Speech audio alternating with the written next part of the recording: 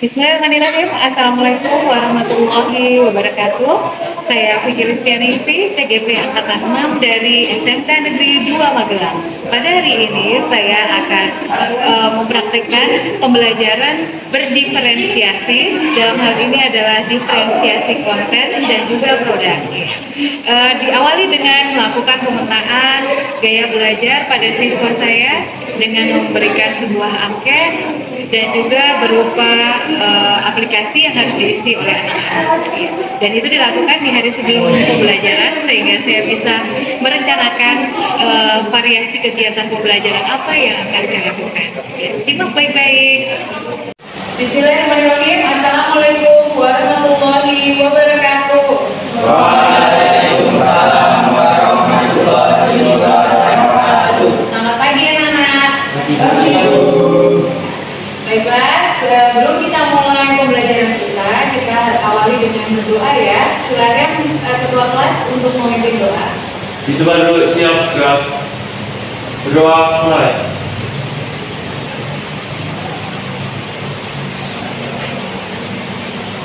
Berdoa selesai.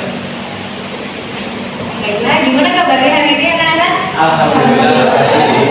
Ya, adakah yang nggak masuk hari ini? Siapa? Oh iya, sakit kan apa ya? Oh sakit, oke. Kita doakan ya, semoga Sevska lekas sembuh dan bisa berkumpul kembali dengan kita di sini untuk belajar ya anak ya. Oke, untuk memulai pada kegiatan pembelajaran pada hari ini kita nyari dulu yel-yel ya. Ya, yel-yelnya SMK masih ingat toh? Masih. Ya, SMK Bisa. SMK Hebat. SMK Negeri 2 Magelang.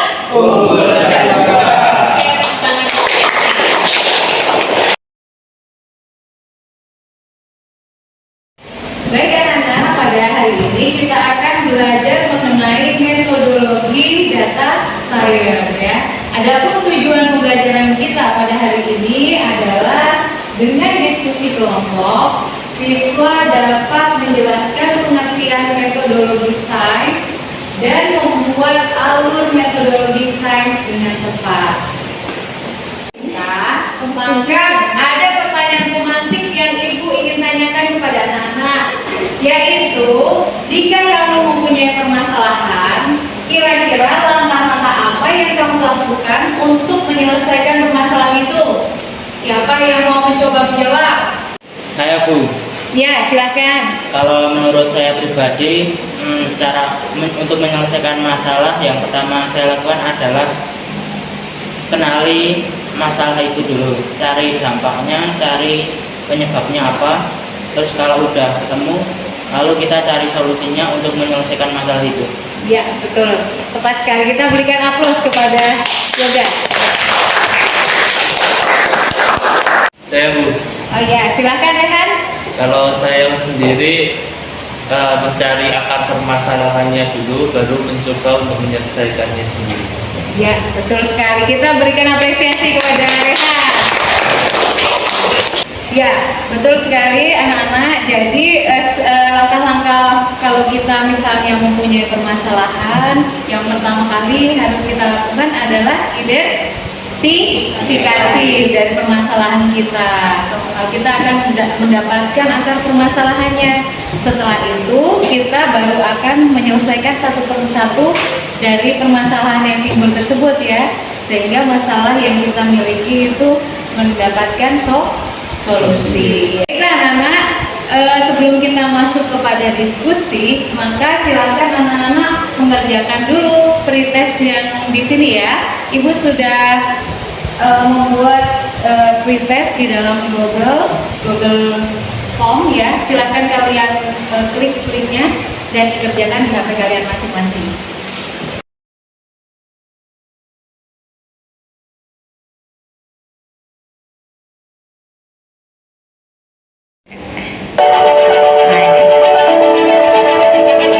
Dengan memanfaatkan data, banyak hal yang bisa diselesaikan. Salah satunya di sektor agrikultur ini. Beberapa implementasi data yang bisa digunakan untuk membantu para petani mewujudkan ketahanan pangan Indonesia adalah: 1. Dengan mengelola data serta dapat membantu mengurangi kelangkaan pangan dan memberdayakan petani. Yang kedua, dapat memprediksi dan memitigasi penyakit dan hama tanaman.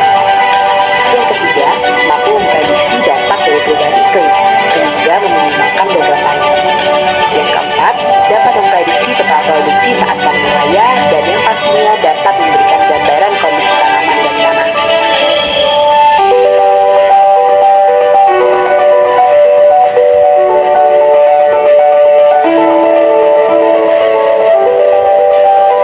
Yuk jadi Solver Generation, kita kerjakan proyek mengenai agriculture dan smart farming.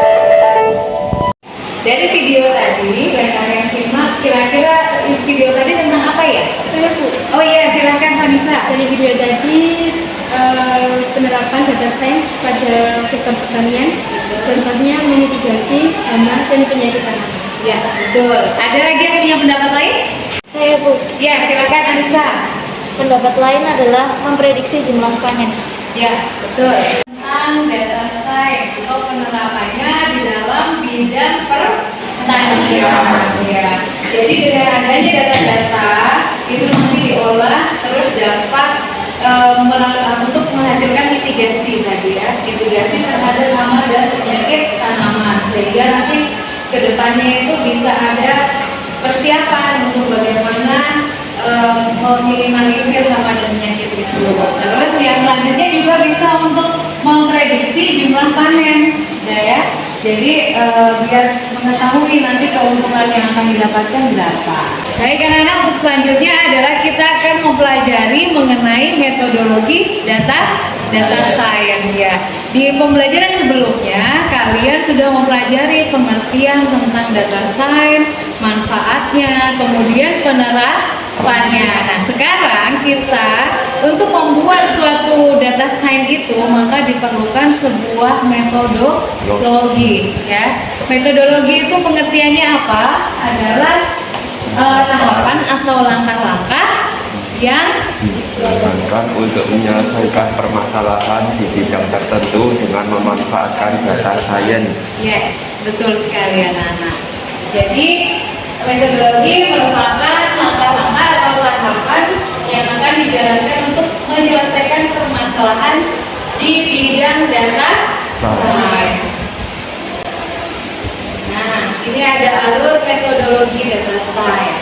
Nah, untuk mengetahui bagaimana tahapan-tahapan atau alur dari metodologi data science, maka kita akan membuat kelompok ya Nana ya.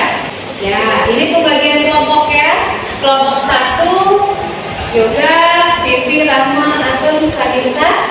Kelompok 2 Dimas, Acok, Dinda, Nisa, Zalfa.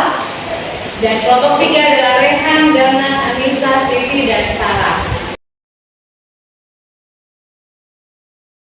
Oke anak-anak, sekarang kalian sudah berkumpul di kelompoknya masing-masing ya. Ini kelompok 1, ini kelompok 2, dan yang pojok kelompok 3 ya. Pada hari ini kita akan mendiskusikan tentang metodologi data science dan membuat alur dari metodologi data science ya. Jadi di sini nanti ada sumber-sumber belajar yang sudah Ibu upload di Drive ya. Ini juga ada sebagian Ibu cetak dan ada juga buku. Nanti anak-anak bisa ini menggunakannya ya. Nanti alamat Drive-nya Ibu upload di sini. Dan juga ada yang namanya LK ya. LK itu adalah lembar kerja kelompok ya. Di LK ini nanti sudah lengkap apa yang harus dikerjakan oleh para siswa. Untuk kelompok 1 sumber belajarnya ini ya. Jadi dari sini nanti juga bisa dari drive-nya ya. Untuk kelompok 2 silakan buka drive-nya. Ada yang tayangan YouTube ya. Terus kalau untuk kelompok 3 Ibu menyediakan materi-materi yang sudah Ibu tempel di setiap sudut-sudut di ruangan ini ya. Materinya itu sudah Ibu beri nomor, jadi kalian nanti semacam kereta berjalan begitu ya. Jadi mulai dari ke sudut pojok nomor 1, terus nanti dicari lagi gambar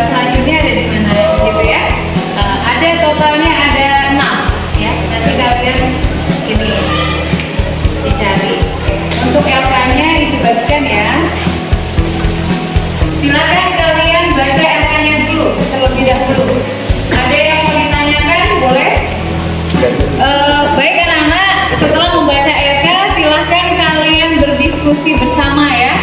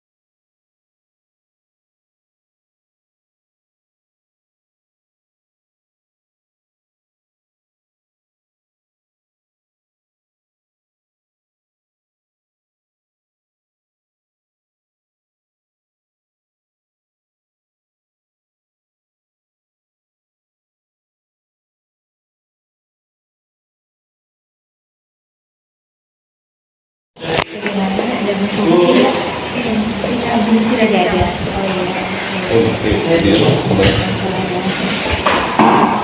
Nama kelompok sih paling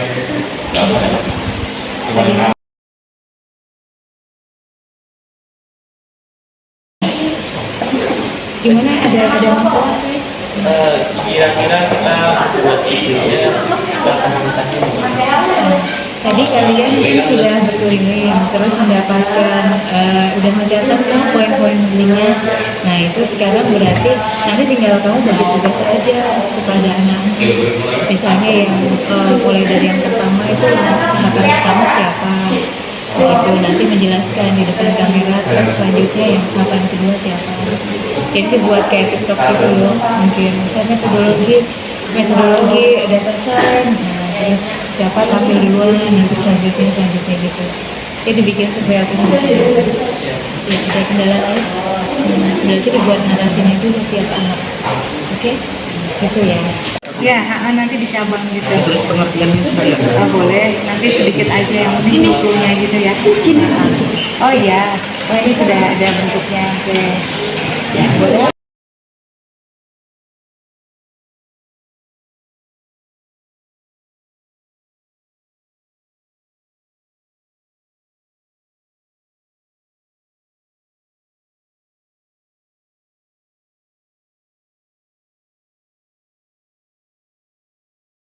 Sudah selesai semua anak-anak?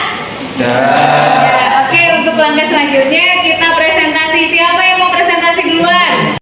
Assalamualaikum warahmatullahi wabarakatuh. Waalaikumsalam warahmatullahi wabarakatuh. Jadi kami dari kelompok 2 ingin mempresentasikan hasil kerja kami. Pertama, saya adalah Fasila Tulisan absen 12. Saya Mas Baik Diana, absen 8. Saya Dindana Isila Lalita, absen 1. Saya Muhammad Asrof, absen 20.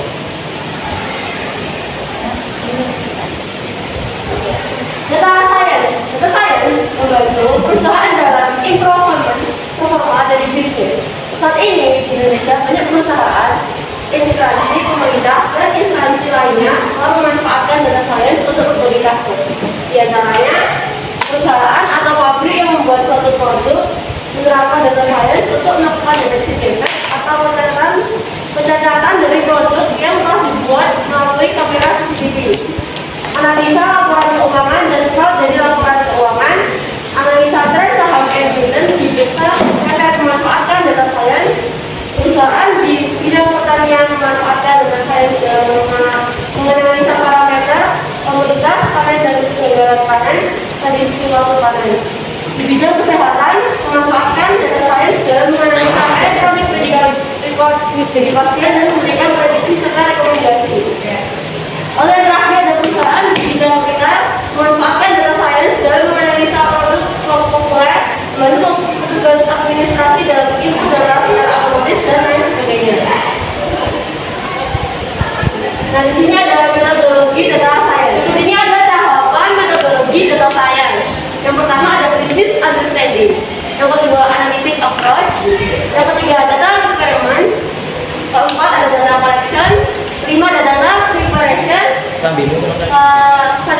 engineering, lalu evaluation, dan deployment. Ada business understanding. Pada tahap pertama ini akan digali permasalahan apa yang akan diselesaikan dengan data science. Pada tahap bisnis, kebutuhan akan data science akan digali dan dilakukan elaborasi dengan detail untuk mendapatkan informasi sesuai kebutuhan data science dengan valid. Yang kedua adalah analytic approach. Setelah mengetahui proses bisnis yang akan dikerjakan pada kelas data science, maka langkah berikutnya adalah memilih pendekatan analisis yang akan digunakan seperti yang pertama deskriptif, yaitu pendekatan yang digunakan untuk menunjukkan hubungan antara X dan Y. Yang kedua ada prediktif, yaitu memprediksi hasil jika diberikan suatu data. Yang ketiga ada classification, yaitu menjawab pertanyaan yes or no, satu atau nol, dan yang sifatnya binary atau dapat multiple. Yang ketiga ada data regression, merupakan fase dari mendefinisikan data yang dibutuhkan. Bagaimana cara data disimpan, apakah tipe data dari data, dan bagaimana cara data disimpan.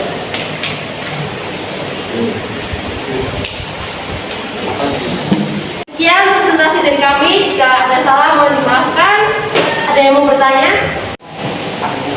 Tahapan mana yang membutuhkan effort yang sangat tinggi? Baik, saya akan menjawab pertanyaan dari salah satu teman saya. Buat tahap yang paling lama atau paling effort itu di data preparation, karena dibutuhin waktu yang lumayan lama, juga kesediaan juga buat ngumpulin data. Baik teman-teman, terima kasih atas pertanyaan dan tanggapannya. Wassalamualaikum warahmatullahi wabarakatuh. Ya, baiklah, terima kasih penampilan dari kelompok 2 yang sangat luar biasa sekali. Sekarang kita panggil kelompok 1 untuk mempresentasikan hasil dari diskusi kelompoknya. Silakan.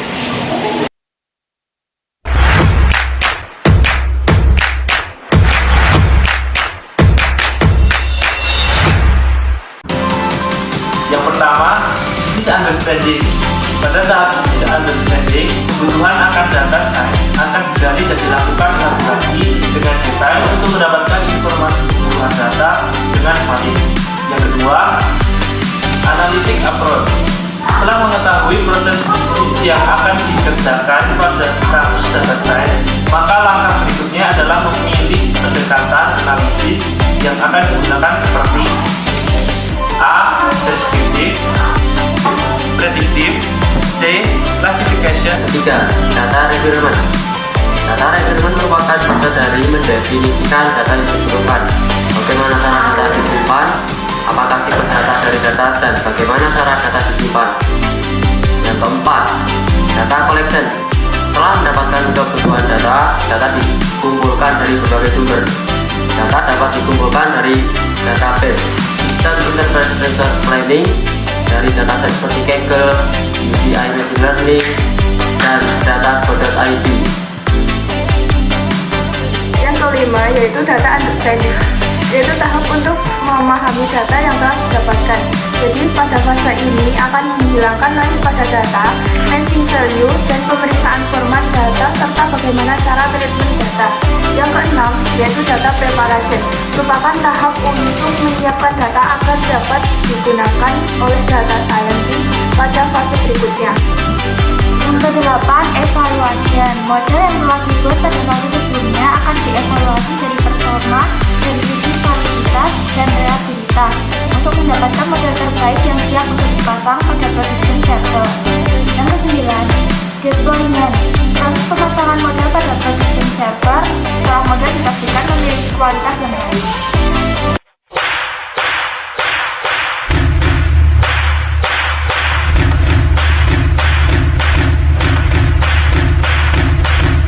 Assalamualaikum warahmatullahi wabarakatuh.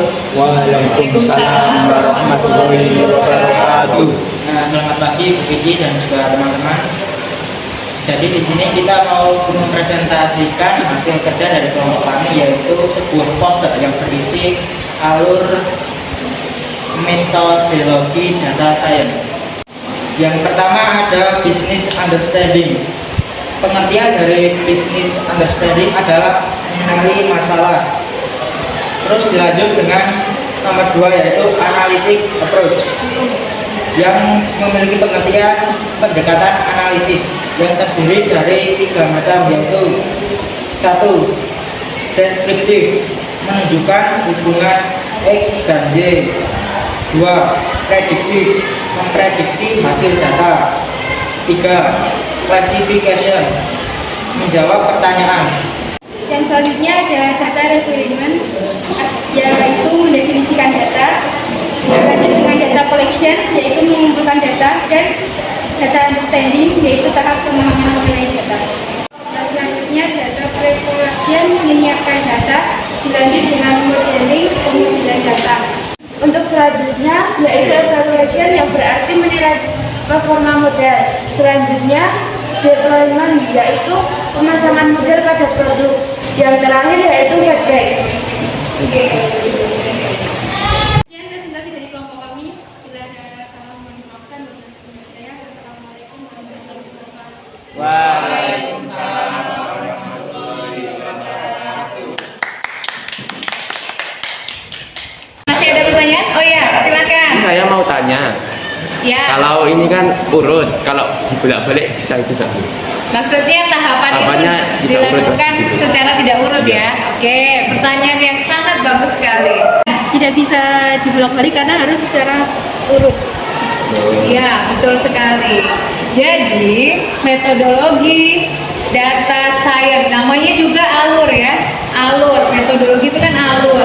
Jadi, itu harus dilakukan tahap-tahapnya itu step by step. Lakukan langkah pertama dulu, baru bisa lakukan langkah kedua ya. Jadi harus urut ya. Begitu? Sudah paham, Mas? Sudah. Ya.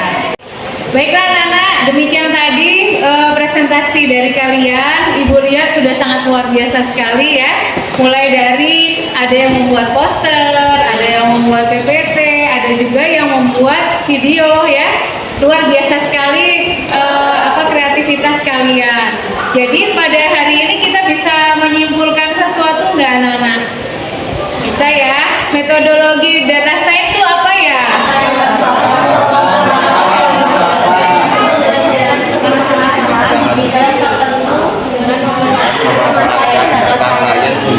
Yang dilakukan untuk penyelesaian permasalahan dalam data science. Ada berapa tahapan dalam data science anak-anak? 9. Ada 9. Coba disebutkan. Business understanding. Itu berarti mengenai pemahaman mengenai bisnis yang akan kita gali data science-nya ya. Yang kedua, analytic approach. Itu berarti mengetahui proses bisnisnya ya. Variabel-variabelnya. Di situ ada apa aja? Deskriptif. Pendekatannya deskriptif, prediktif, dan classification. Terus di tahap yang ketiga ada apa, Nana? Data recruitment. Itu adalah merupakan fase untuk mendefinisikan data yang dibutuhkan. Ya, mendefinisikan data yang dibutuhkan. Terus tahap keempat adalah data collection. Data collection. Data collection ini untuk apa ya? Mendapatkan kebutuhan data dan dikumpulkan dari sumber-sumber data itu dari apa aja anak-anak yang udah kalian baca?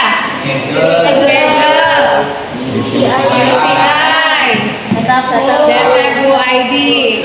Ya, oke. Terus yang kelima apa anak-anak? Data understanding berarti untuk memahami data. Terus yang keenam? Data preparation. Tahapan untuk menyiapkan data. Yang ketujuh baru ada yang namanya modeling. Di sini nanti fokus pada model apa yang akan kita gunakan. Yang kedelapan ada apa? Evaluation itu dibuat untuk mengevaluasi dari performanya ya, dari sisi validitasnya dan reabilitasnya. Ya, terus dan yang terakhir ada yang namanya deployment itu apa ya? Proses pemasangan model pada production. Tuh. Baik anak-anak. sudah melakukan refleksi dan kesimpulan terhadap pembelajaran kita pada hari ini. Nah, untuk menggambarkan bagaimana perasaan kalian selama mengikuti pelajaran, maka Ibu siapkan sebuah sticky note yang anak-anak isi. Ini nanti diberi gambar emoticon ya. Bagaimana perasaan kamu selama mengikuti pelajaran pada hari ini?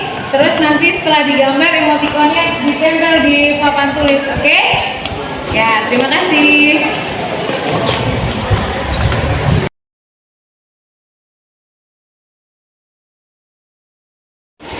Baik anak-anak, Ibu sudah melihat respon anak-anak setelah mengikuti pembelajaran hari ini. Ibu lihat banyak emoticonnya yang menyenangkan ya. Semoga kedepannya kita masih bisa belajar lagi dengan variasi-variasi pembelajaran yang lain ya anak-anak ya. Untuk selanjutnya silakan anak-anak mengisi post test di link berikut ini ya. Ya, waktunya 5 menit untuk mengisi post test.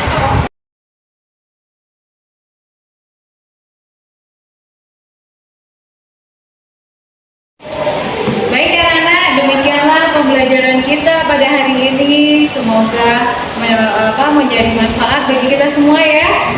Untuk pertemuan selanjutnya, Ibu menugaskan anak-anak untuk membaca literasi tentang materi selanjutnya, yaitu tools tentang data science ya. Baik, kita tutup pertemuan kita pada hari ini dengan berdoa yang akan dipimpin oleh ketua kelas. Bersiap gerak. Berdoa mulai.